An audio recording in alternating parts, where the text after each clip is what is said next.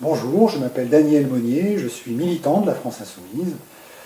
Écoutez, je sais pas vous, mais depuis pas mal de temps déjà, j'entends un certain nombre de choses, d'évidences, de lieux communs, comme si ça avait toujours existé, comme si ça ne pouvait être que comme ça. Je me dis que là, pour ces élections de 2017, si on continue comme ça, au niveau débat, ça va pas le faire. Donc ben voilà, je me lance. Avec les camarades de la France Insoumise, on se lance dans une série vidéo pour décrypter, pour détricoter toutes ces évidences, tous ces lieux communs qui en fait cachent des vérités que nous on souhaiterait porter devant vous. Voilà, les points sur les i, première vidéo. Gauche et droite, ça ne veut plus rien dire, c'est devenu pareil. Donc c'est un lieu commun de plus en plus répandu et qui va de pair avec l'abstention et le vote FN. Semble-t-il que ça en énerve beaucoup d'entendre toujours parler d'une opposition droite-gauche qui pour eux ne voudrait plus rien dire. Bon, c'est justement là qu'il est important de remettre certaines idées en place. D'abord, d'où viennent ces termes de droite et gauche et que signifient-ils? Au départ, ça vient tout bonnement d'une répartition spatiale des députés de l'Assemblée constituante. Ça se passe en août 1789. Les députés favorables au veto royal se mettent à droite du président de séance et les opposants au veto royal se mettent à gauche du président. Donc cet événement ne va pas rester anecdotique puisque cette disposition spatiale des élus dans l'Assemblée va, perdurer jusqu'à maintenant, et deux, va justement signifier la confrontation politique entre les conservateurs, tenant du maintien des choses en l'état, et les progressistes, voulant l'intérêt général pour tous.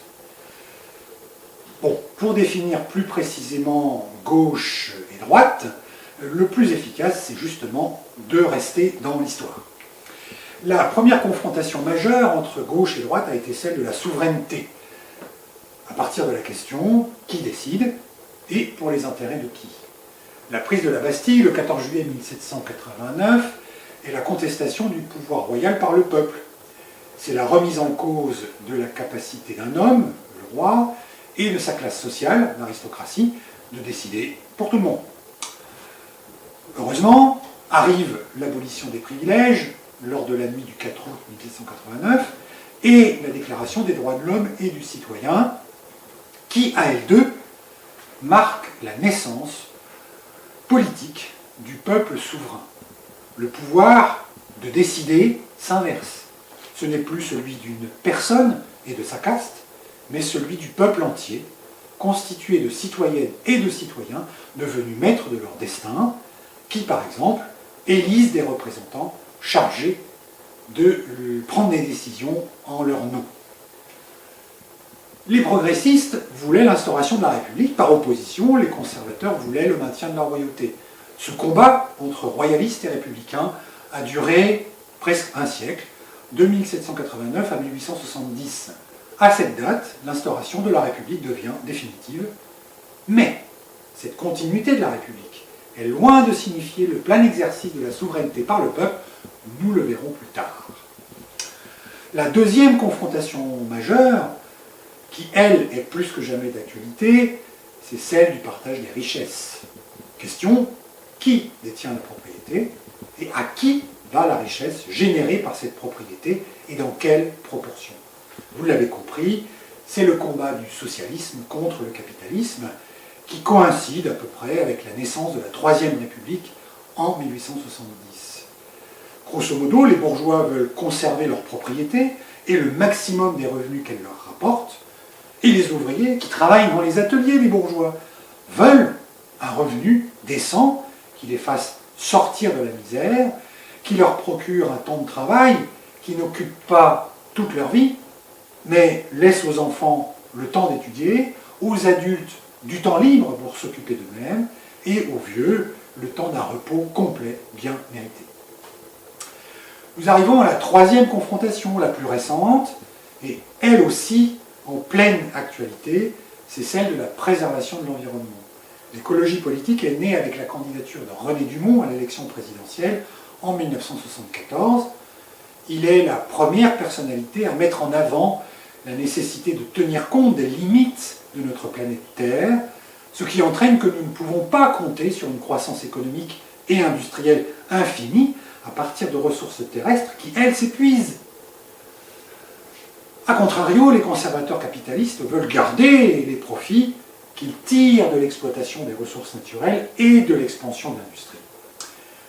Et, d'une certaine manière, les socialistes et les communistes sont alors des alliés objectifs des capitalistes, car ils voient dans la croissance économique et industrielle la possibilité d'augmenter le revenu et l'aisance matérielle des salariés.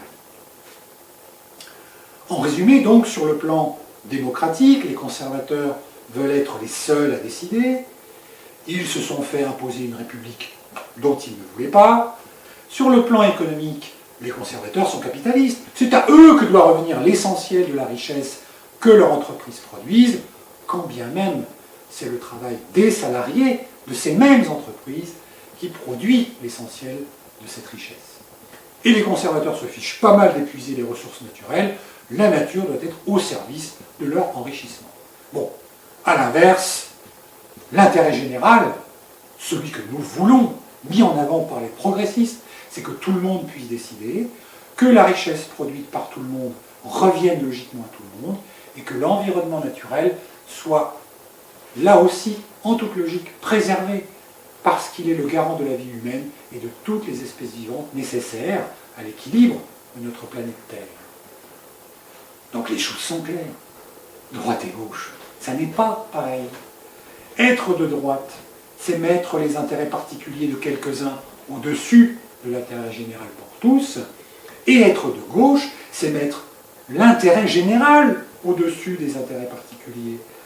Parce que c'est tout simplement dans la réalisation de l'intérêt général que tout le monde peut y trouver son intérêt particulier. Malgré tout, dans la vidéo suivante, nous verrons qu'il peut y avoir des raisons d'affirmer que droite et gauche c'est pareil. Mais bon, en attendant, la conclusion de cette vidéo, c'est que la confrontation politique entre conservateurs et progressistes, elle, non seulement reste bien réelle, mais elle est plus que jamais nécessaire pour que l'intérêt général se réalise enfin. La preuve, le choix des citoyens est bafoué, comme avec le non au traité constitutionnel européen en 2005. Les inégalités de richesse sont insolentes et le dérèglement climatique menace la vie sur Terre. Cela dit, soyez sûrs d'une chose, par la 6ème République, par le partage des richesses, par la planification écologique, l'intérêt général est radicalement et sans ambiguïté dans l'avenir en commun. Le programme de la France insoumise et de son candidat Jean-Luc Mélenchon à l'élection présidentielle. Ce programme, on le trouve dans toutes les librairies, au prix modique de 3 €, ou bien auprès des militants de la France insoumise qui le vendent dans la rue, sur les marchés. Alors s'il vous plaît, lisez-le.